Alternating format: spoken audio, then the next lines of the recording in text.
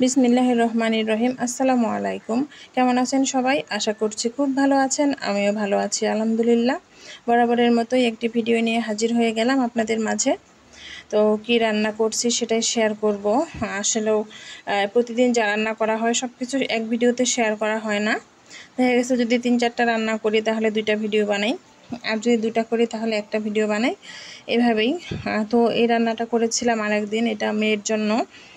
এখানে আছে আপনার মানে আজকে মাছ বের করি নাই আর কি, যেদিন রান্না করেছিলাম সেদিনকার কথা বলতেছি। মাছ বের করি নাই, তো ভাবলাম যে মেয়েকে কি রান্না করে দেব, একটু আলু দিয়ে, আর ঝিঙা ছিল। ও আবার মিষ্টি জাতীয় সবজিগুলো দেখলাম পছন্দ করে খেতে, তো এই জন্য অল্প একটু ঝিঙা দিয়ে আলু দিয়ে একটা ডিম দিয়ে রান্না করে দেব। প্রোটিন তো যেহেতু খেতেই হবে, এই জন্য মাছের বদলে ডিম দিলাম। মাছ আসলে বের করতে ভালো লাগে না, তো যেই বলা সেই কাজ। এই তো সবজিগুলো সব ভালোভাবে মশলা দিয়ে কষিয়ে একটু পানি দিয়ে দিলাম পরিমাণ মতো সেদ্ধ হওয়ার জন্য।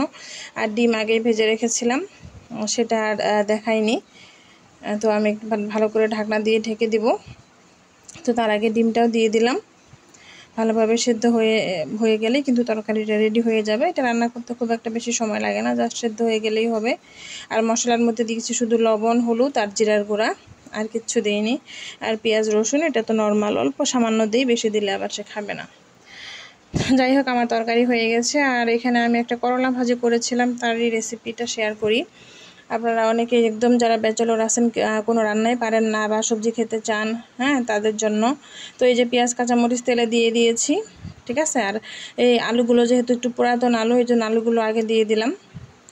তো আলুটা একটু ভালোভাবে যদি সেদ্ধ না হয় তাহলে তো খেতে ভালো লাগবে না। আর করলাটা কিন্তু আগেই সেদ্ধ হয়ে যায়, তাই জন্য আর কি আলুটা আগে দিলাম। তো পেঁয়াজ কাঁচামরিচ, হ্যাঁ, আলু দিয়েছি, আর হলুদ লবণ দিয়েছি। আর হচ্ছে আমি ভালোভাবে এখন নেড়ে দিব।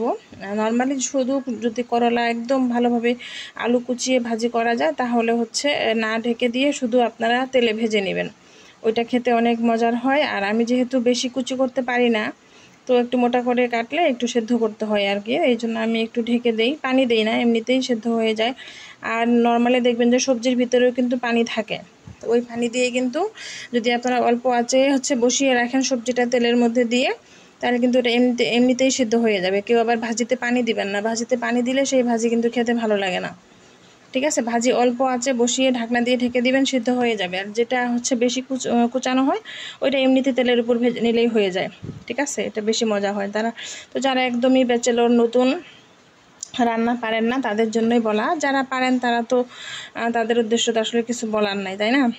তো যাই হোক, আমার কিন্তু কথা বলতে বলতে এই তো ভাজিও হয়ে গেছে। তো ভালো থাকবেন সবাই। ধন্যবাদ সবাইকে কষ্ট করে ভিডিওটি দেখার জন্য। Tata, bye bye.